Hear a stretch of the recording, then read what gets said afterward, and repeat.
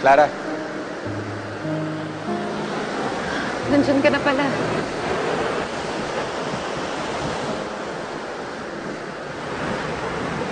Ang ganda pala dito. Nung bata ako, umuwi kami dito tuwing summer. Dito ko sineselebrate ang birthday ko kasama ang mama at papa ko.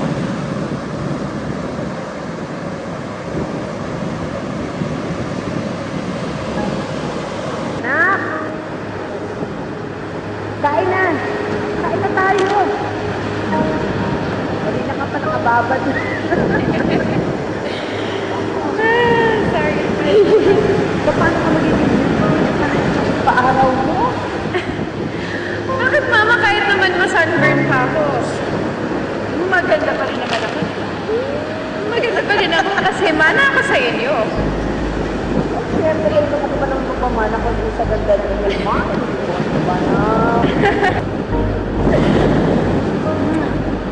I love you, Mama.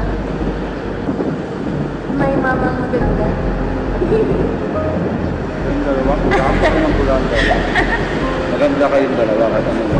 Eh? Kumain ka. Selos naman na kagano'n. Napakagwapo kong papa.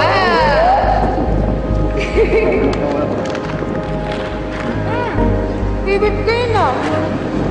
Hindi ko talaga makakalimutan yung linggo na yun. Yun yung pinakamasayang araw ng buhay ko. Kaya pag nandito ako, pakiramdam ko kasama ko pa rin sila eh. Naririnig ko yung tawa ng mama ko. Gano'n naman siya eh. Parang kahit hindi naman nakakatawa yung joke ko, lahat pinagtatawanan niya.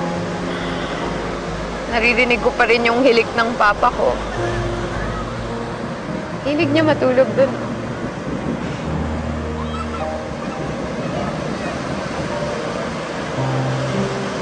Sana nandito pa rin sila ngayon. Para makita nila si Noah. Sigurado makakyutan sila sa kanya.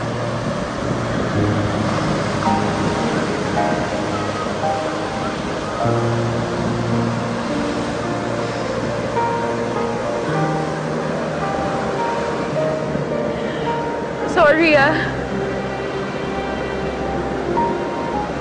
Ganito lang talaga ako pag naaalala ko sila.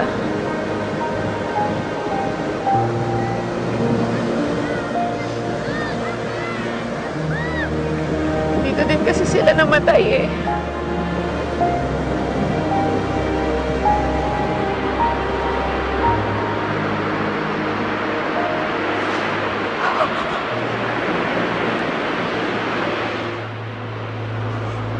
Clara! Tita! Nasaan si Mama at si Papa? Sumama ka sa... Dali!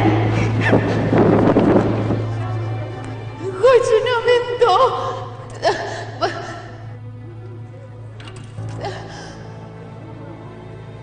Papa! Huwag mo iwan, Papa! Nasaan si Mama, Tita? Mama! Mama!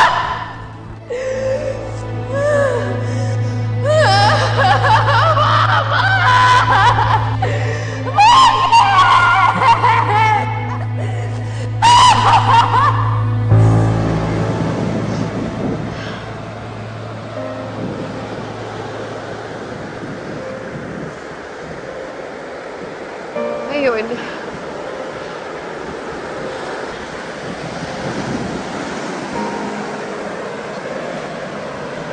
Ano yung nangyari? Ngayon, birthday ko din nun.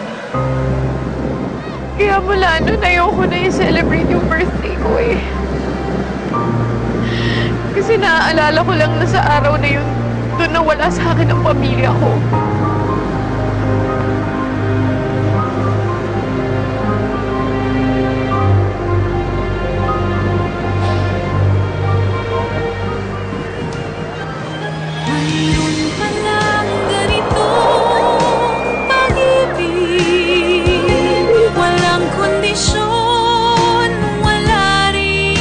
subalit.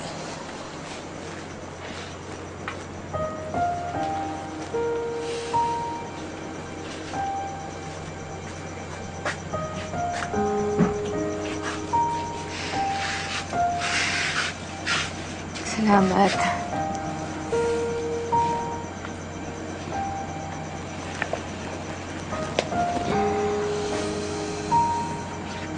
Pasensya ka na.